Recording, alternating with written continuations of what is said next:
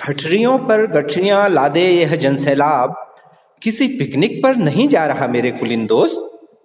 किसी विरोधी दल के आह्वान पर भी नहीं जुटा है यह जुटान। किसी रैली में ढोकर लाई गई किराए की भीड़ भी नहीं है यह। सड़क पर पसरी है मौत, यूं ही तो मौत के मुंह में नहीं झोंकता कोई खुद को।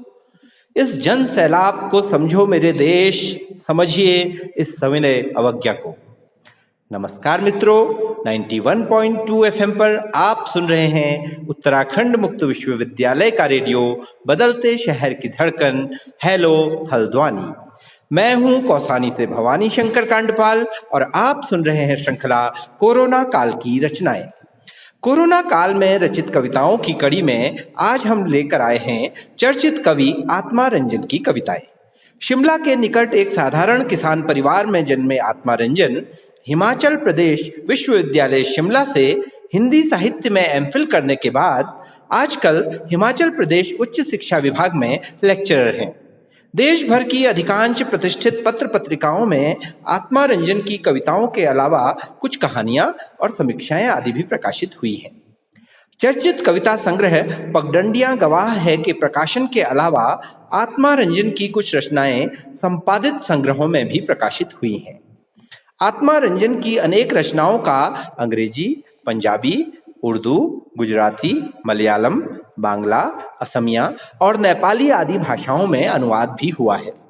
आत्मा रंजन युवा शिखर साहित्य सम्मान शिमला, सूत्र सम्मान छत्तीसगढ़, सृजन लोक युवा कविता सम्मान चेन्नई, ओकार्ड इंडिया दिल्ली के साहित्य सृजन सम्मान, नवल प्रयास साहित्य भूषण सम्मान और कल्पतरु नोएडा के सृजन सम्मान 2018 से भी नवाजे जा चुके हैं। आत्मा रंजन की संवेदना कोरोना काल में घर लौटते मजदूरों की वेदना को कुछ यूं बयां करती है। उधर थम चुके रफ्तार के पहिए तले अटक गई काम धंधों से बेदखल कितनों की ही रोजी रोटी। उखड़ गई आशा और विश्वास की सांसें, दुश्चिंताओं और घोर नैराश्य के बीच विकल्पहीनता में लौट रहे हैं वे। बेबसी के अनंत काफिले कहीं बहुत दूर छूट चुके अपने गांव देहात की ओर। आत्मा रंजन इस दौर की विद्रूपता और विकास के तमाम खोखले दावों की पोल भी खोलते हैं। बुलेट ट्रेन रफ्तार वाले समय में सैकड़ों मील पैदल पांव यों लुटे पिटे सा यह लौटना बदहाल, गांव से शहर होते निरंतर हमारे सभ्यता विकास का चरित्र भी है और निष्कर्ष भी। तो आइए सुनते हैं चर्चित कवि आत्मा रंजन की कविताएं उनकी ही आवाज में। श्रोताओं नमस्कार, मैं शिमला से आत्मा रंजन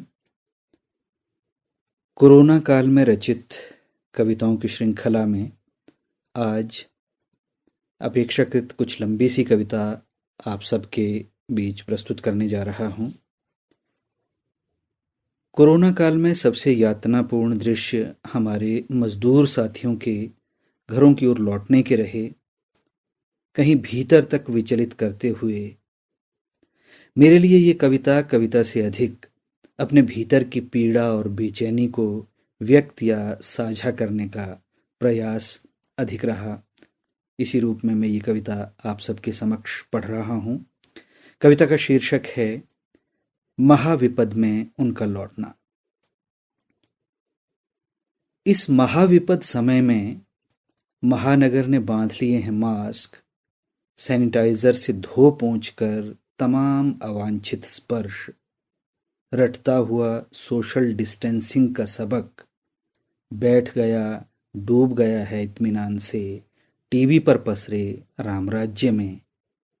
ये बात और कि इन्हीं अवांछित स्पर्शों ने रची है शहर की मांस मज्जा। उधर थम चुके रफ्तार के पहिए तले अटक गई काम धंधों से बेदखल कितनों की ही रोजी रोटी। उखड़ गई आशा और विश्वास की सांसें, दुश्चिंताओं और घोर निराशे के बीच विकल्पहीनता में लौट रहे हैं वे। बेबसी के अनंत काफिले कहीं बहुत दूर छूट चुके अपने गांव देहात की ओर।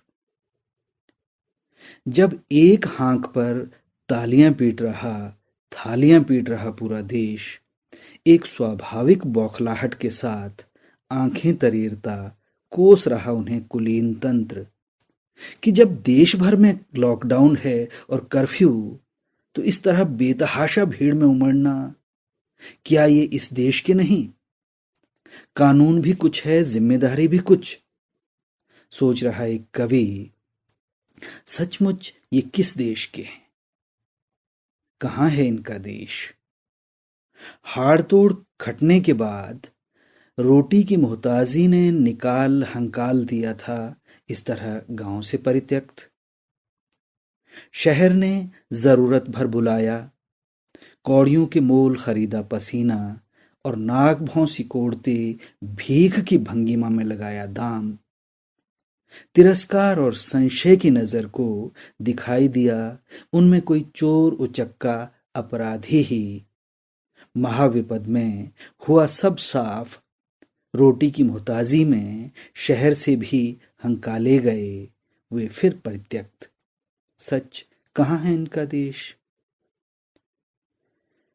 ठठरियों पर गठरियां लादे ये जन सैलाब किसी पिकनिक पर नहीं जा रहा है मेरे कुलीन दोस्त। कि ठठरियों पर गठरियां लादे ये जन सैलाब किसी पिकनिक पर नहीं जा रहा मेरे कुलीन दोस्त। किसी विरोधी दल के आह्वान पर भी नहीं जुटा है ये जुटान। किसी रैली में ढोकर लाई गई किराए की भीड़ भी नहीं है ये। सड़क पर पसरी है मौत, यूं ही तो मौत के मुंह में नहीं झोंकता कोई खुद को।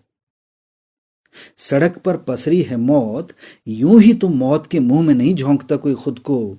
इस जन सैलाब को समझो मेरे देश। टीवी पर पसरे राम राज्य की मुग्धता के बीच कहां समझा जा सकता है इसे? मौत के तांडव के बीच वे लौट रहे हैं। मौत के तांडव के बीच वे लौट रहे हैं कानून और पुलिस के डर के बीच। नहीं रोक रहा ये शहर उन्हें, कोई फैक्ट्री नहीं रोक रही, उम्मीद भरी कोई घर की छत भी नहीं रोक रही। आ रही हालांकि भरपूर रोकने वाली आवाजें भी, आ रही हालांकि भरपूर रोकने वाली आवाजें भी कि जहां है वहीं रुके रहो, स्कूलों में लगा लो शिविर।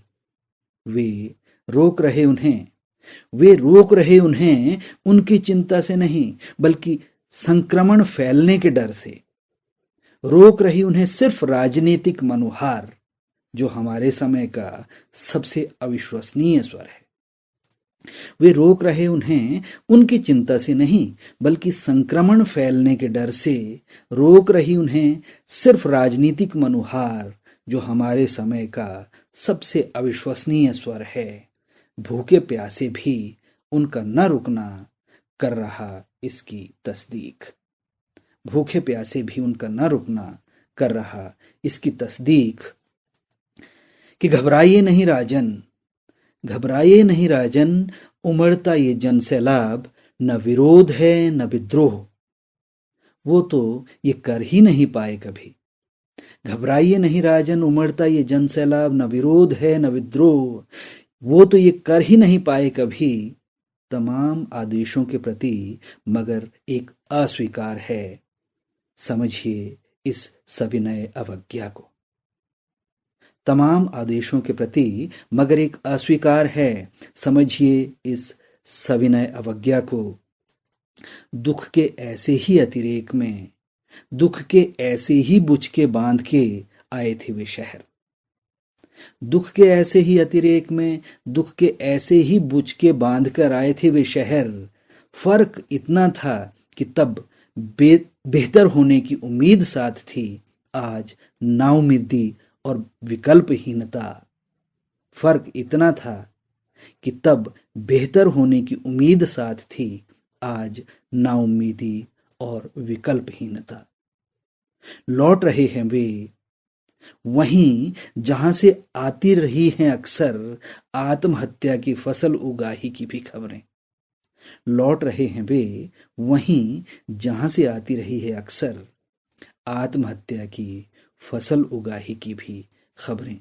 और अंतिम पंक्तियां, वे लौट रहे हैं इस विपद समय में, वे लौट रहे हैं इस विपद समय में, सिर पर लादे दुख की गठरियां, तिरस्कारों दुत्कारों बीच छिपाते दबाते अपनी सिसकियां, पिराती देह और आत्मा संग बुलेट ट्रेन रफ्तार वाले समय में सैकड़ों मील पैदल पांव, यूं लुटे पिटे सा ये लौटना बदहाल, गांव से शहर होते निरंतर हमारे सभ्यता विकास का चरित्र भी है और निष्कर्ष भी। यूं लुटे पिटे सा ये लौटना बदहाल, गांव से शहर होते निरंतर हमारे सभ्यता विकास का चरित्र भी है और निष्कर्ष भी। हमारे सभ्यता विकास का चरित्र भी है और निष्कर्ष भी। धन्यवाद। दोस्तों, अभी आप सुन रहे थे कार्यक्रम कोरोना काल की रचनाएं, और आज इस कार्यक्रम में आप सुन रहे थे आत्मारंजन की लिखी कविताएं उन्हीं की आवाज़ में। ये कविताएं आपको कैसी लगी, इस बारे में हमें ज़रूर बताइएगा। और इन्हीं बातों के साथ आज का ये कार्यक्रम यहीं पर ख़त्म होता है। फिर आपसे मुलाकात होगी, तब तक के लिए दीजिए इजाज़त। नमस्कार, खुदा हाफिज़।